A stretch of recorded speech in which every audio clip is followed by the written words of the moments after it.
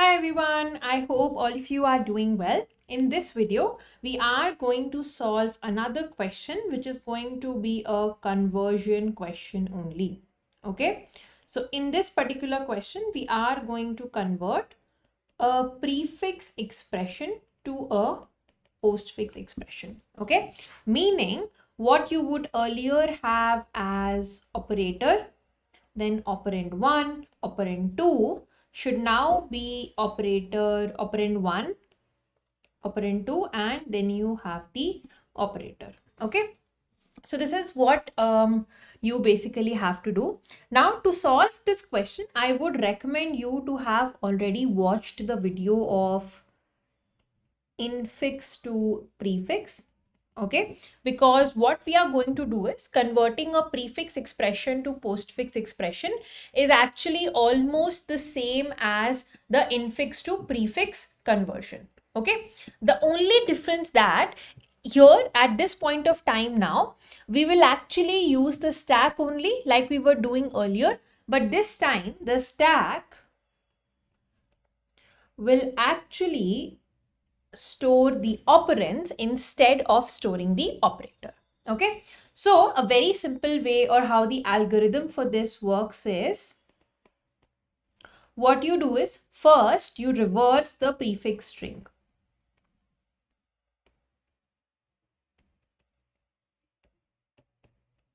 Okay, the second thing that you did was that you will do is to create a stack. The third thing would be for each character, right, that you will be iterating over every character. So, before moving forward in the video, if you are somebody who wants to learn the concept of AI engineering and actually make a career in the same field, then you are actually at the right place. Algocamp has launched its first AI engineering cohort in which you will be able to learn state-of-the-art patterns on how to make these real-world production-grade ready AI applications.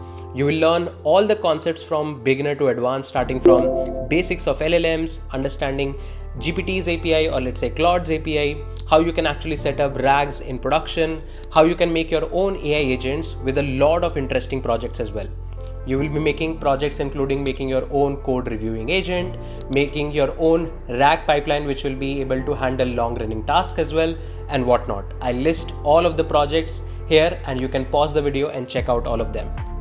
This particular cohort will also help you understand behind the scenes of an LLM so that you can understand how the LLM actually works, the neural network architecture, the transformers architecture, what was actually running before LLMs like RNNs and LSTMs. All of these concepts of deep learning also we will be actually covering. This particular cohort has been actually made sure that if you are somebody who knows nothing about AI engineering and wants to start your career in AI engineering, you will be able to actually do that. We will provide all of the required fundamentals including Python, basics of Python, fast API, Docker, GitHub, and everything which will help you to start your learning as fast as possible. If you are somebody who is actually looking for a more structured way to learn AI engineering with people who are actually building these products in production, do check out the link in the description section below, and don't forget to use this particular coupon code to get massive discount on the price.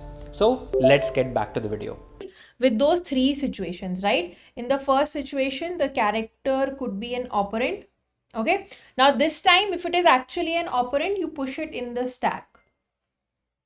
Okay, and else, right, what do you do is you simply take out two operands from the stack. If let's say C is basically an operator, right, what you do is you basically take out the two characters from the stack, which will be operand 1 and operand 2, right, and basically take these operands both together and just add the operator C which you just got.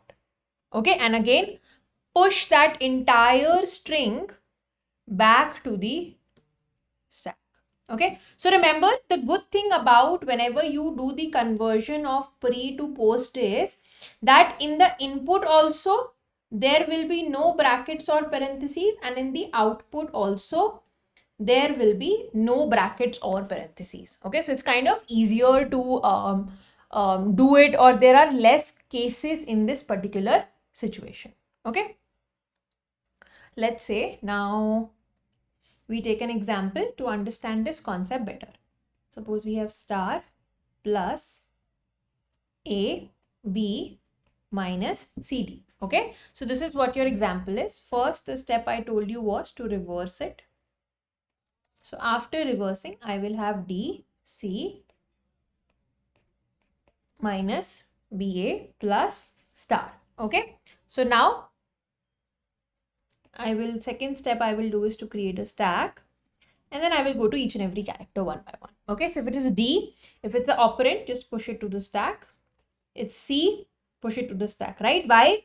Because it's always operand 1, operand 2 first, right? If you are following operator first and then operand 1 and operand 2, the moment you reverse it, now the operands will basically come first, right? So if it's D, C, you push it like this, right? Now what you came across was a minus sign, okay? So what you do is you take out the top 2 operands from the stack, which is D and C. Okay. So how was it in the stack? This and this, right? So when you will take out the first operand first, that would be operand 1, C, and then you take out the operand 2, D, correct? And what was the rule that we are following? That you have to do the concatenation in the way where you have operand 1, operand 2, and then the operator. So this will basically be CD minus, okay? After the concatenation, you take the concatenated string and put it back to the stack. Okay. Next, what you do is you move forward. Next, you have B, which is a operand. So just put it to the stack. Then you again have an operand, put it into the stack. Then what you got is an operator. So what do you do in case of an operator? You take the top 2 operands out of the stack. First one, you will take A out, then you will take B out. Okay. And how does the concatenation work? Operand 1, operand 2, and then the operator. Okay, in this case it was plus.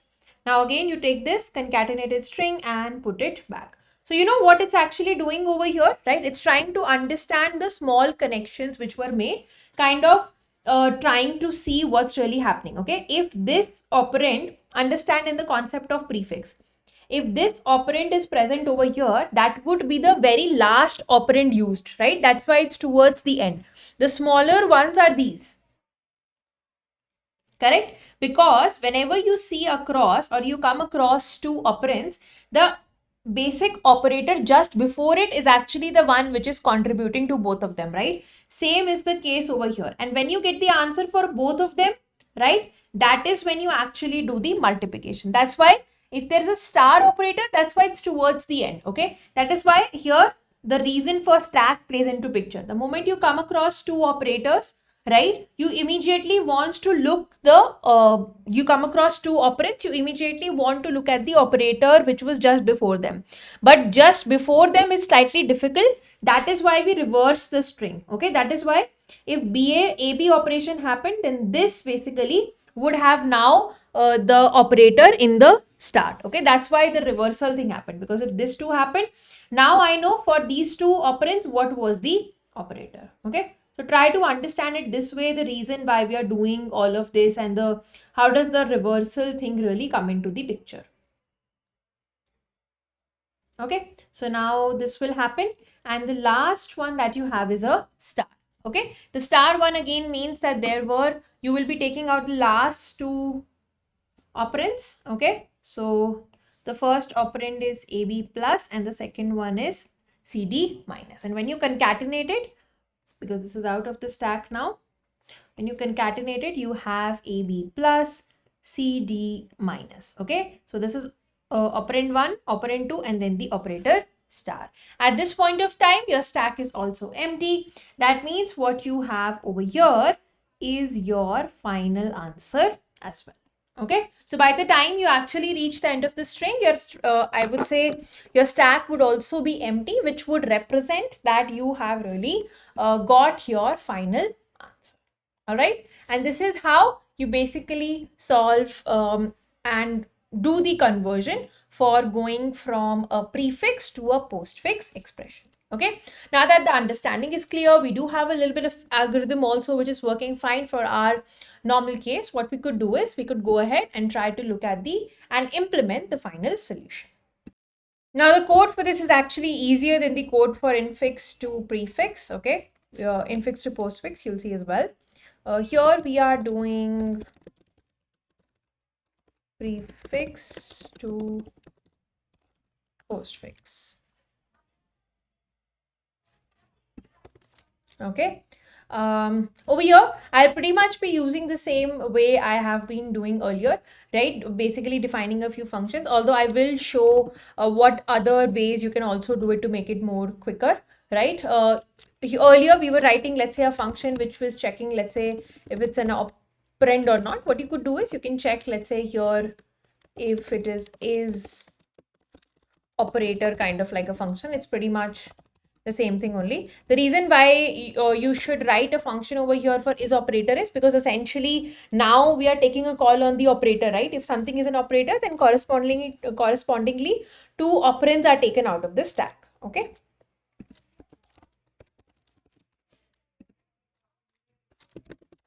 Okay. Over here I will be returning Boolean answer. So if I can say x is equal to plus. See, the good thing also is that when you're using prefix to postfix, you don't have to use the precedence functions, okay? Because you will see over here, I didn't check any precedence at all, right? Prefix is such beautifully written, I would say, expression that the precedence logic actually goes away, right? The way the expressions or the order in which the expressions are coming kind of gives away the entire idea of what is really happening. So if it's an operator, I will return true. If it is not, I will return false. Okay. Then I will write public static. I will be returning a string as an output. This will be a prefix to postfix kind of like a function.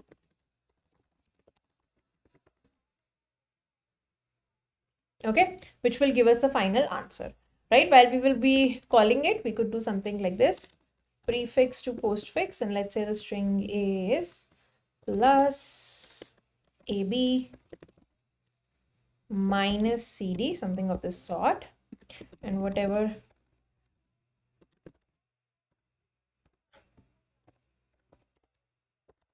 the output will be, I will simply return it. Okay, first you will have to reverse the string. So this could be string builder reverse string is equal to new string builder. I'll be passing the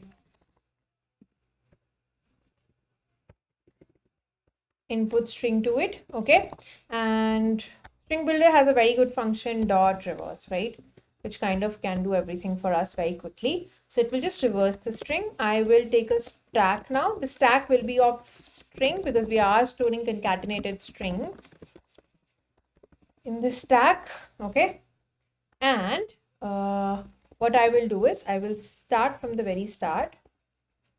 Import java dot util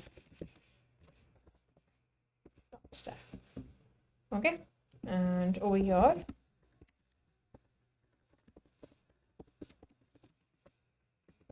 str dot length I plus plus, because we have to go to each and every character of the input string. Okay, and now you check if, right, in the reverse string the character at the index I, okay, there are two, is it a operator or not, is operator or not. So you'll call the function on the character. Okay, now there are two situations only possible over here. Okay, it could be a operator or it could not be a operator, right? Let's see if we balanced out or not.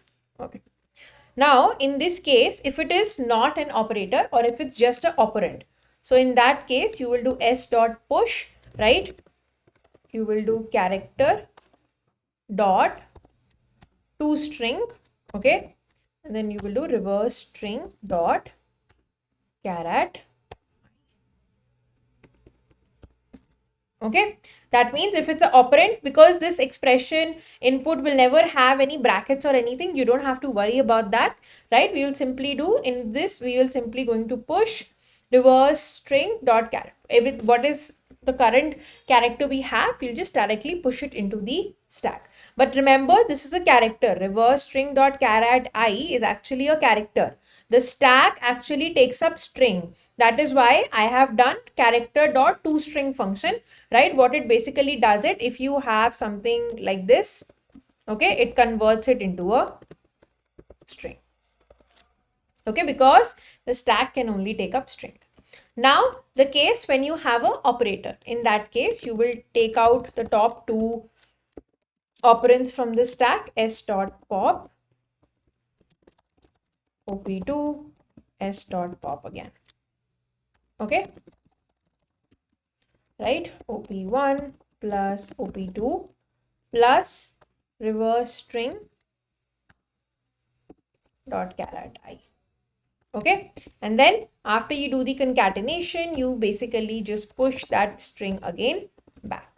In the final case, what you have to return is a string, okay, but the output would be basically in the final string or the final thing that is present in the stack, right? What you saw also, that in the end what happens is this all is actually present in the stack, right? So in the end, when you once you're done iterating over the entire input, you will just have only one element in the stack, which will be your final answer as well. Okay, so what you can do in that case is you can just do s dot pop and just return the output, okay, which will be your final answer as, or which will have your final answer as well. Okay, just make sure you understand the very purpose of why we are reversing, right? Because if we go by the original idea of what a prefix is, in that case what happens is first the operator comes and then the operands will come, right? So once you have an operand, it just kind of would not be very comfortable to look back, but once you first have the operands already, right, then you have this, so it becomes quite easy to understand, right, which two operands are connected to which operator. Okay, so now in this case, let's try to see if this works.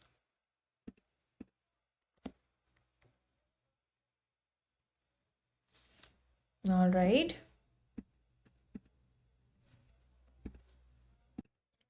okay, my bad, I missed a star over here.